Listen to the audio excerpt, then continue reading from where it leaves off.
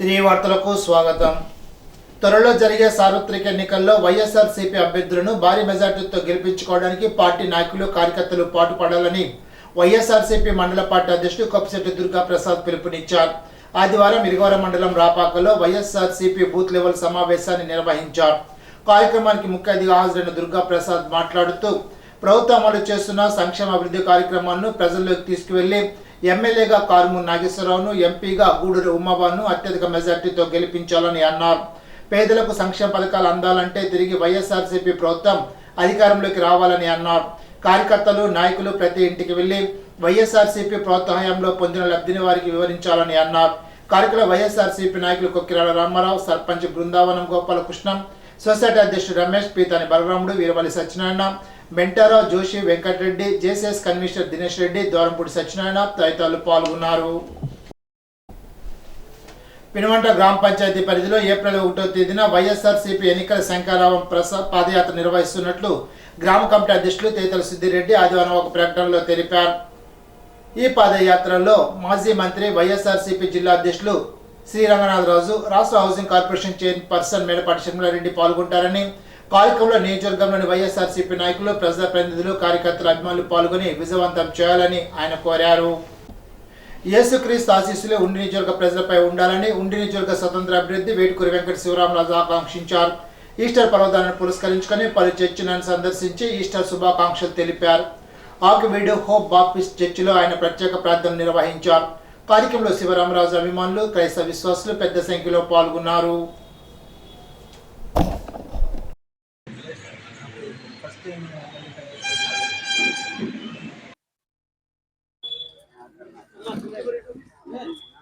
ఈ నియోజకవర్గ ప్రజలందరికీ కూడా ఈస్టర్ శుభాకాంక్షలు తెలియజేస్తున్నా.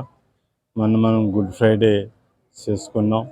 గుడ్ ఫ్రైడే రోజు మనందరూ కూడా బాధ ఉదయంతో చేసుకున్నాం. కానీ యేసు ప్రభు అట్లా కాకుండా ఆయనే పర్మిషన్ ఇచ్చి వాళ్ళ దుర్మార్గపు చర్యలన్నింటినీ కూడా సహనంతో, ఓర్పుతోటి సహించి మనకి ఓర్పు సహనాన్ని మనకు అందించారు. మన రక్తబొట్టు చిందించి మనందరికీ కూడా మోక్షాన్ని ప్రసాదించారు. ఈరోజు మనం ఈస్టర్ పండుగ జరుపుకుంటున్నాం.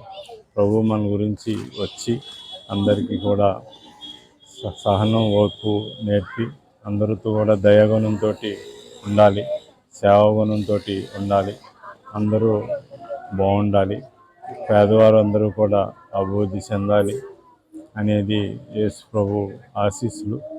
ఆ యేసు ప్రభు ఆశీస్సులకు తగ్గట్టుగానే నేను కూడా సమాజంలోని ఏదైతే సేవాభావంతో పేదలకి అండగా ఉండాలని ఆలోచనతో స్వచ్ఛంద సేవా సంస్థ ద్వారా కార్యక్రమాలు చేశాం.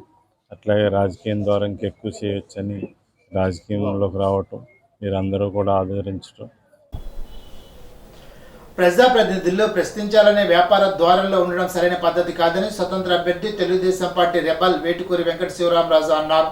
ఆకివీడు మండలం పెదకాపవరంలో స్వతంత్ర అభ్యర్థి వేటుకూరి వెంకట శివరామరాజు విస్తృతంగా ప్రచార కార్యక్రమాన్ని నిర్వహించారు.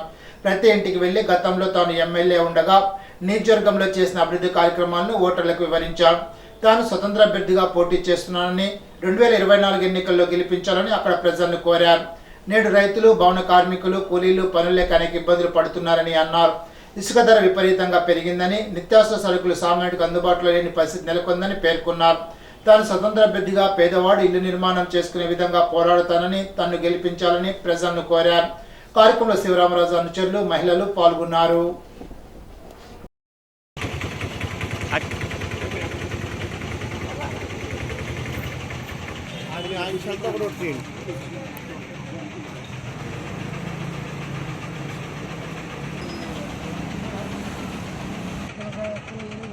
ఉండి నియోజకవర్గ ఎమ్మెల్యే స్వతంత్ర అభ్యర్థిగా పోటీ చేస్తూ ఈరోజు డోర్ టు డోర్ క్యాంపెయిన్లో భాగంగా పెదకాపురం రావటం జరిగింది.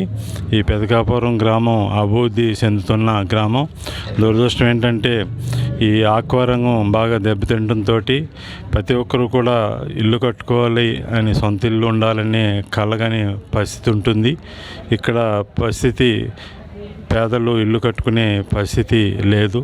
ఆక్వా రంగం కుదేలవటంతో రైతులు, కౌలు రైతులు, మన కార్మికులు అందరూ కూడా ఒత్తిడికి, నష్టాల్లో, కష్టాల్లో ఉన్నారు.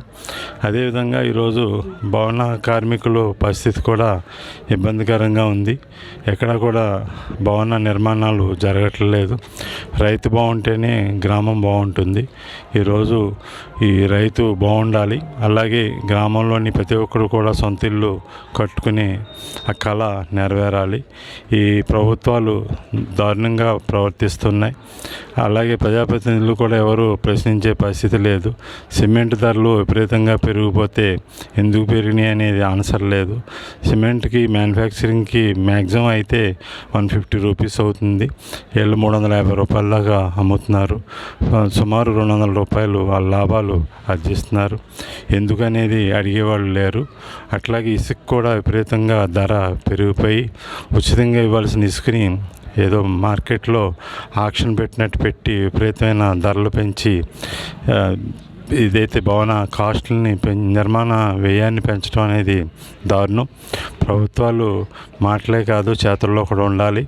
భవన కార్మికులకి అవసరమైన ఏదైతే ఇసుక కానీ, సిమెంట్ కానీ, ఐరన్ కానీ, అట్లాగే కంకర్కి సంబంధించి ప్రభుత్వం అన్ని సబ్సిడీలు ఏర్పాటు చేయాల్సిన అవసరం ఉంది. ఈనాటి బంగారు మాట. ప్రశాంతంగా ఆలోచించడం, నిష్పక్షపాతంగా నిర్ణయం తీసుకోవడం ప్రతి మనిషికి అవసరం. సోక్రటీస్. ఈ వార్తలు ఇంతటితో సమాప్తం. తిరిగి బిజినెస్లో కలుసుకుందాం. అంతవరకు సెలవు. నమస్కారం.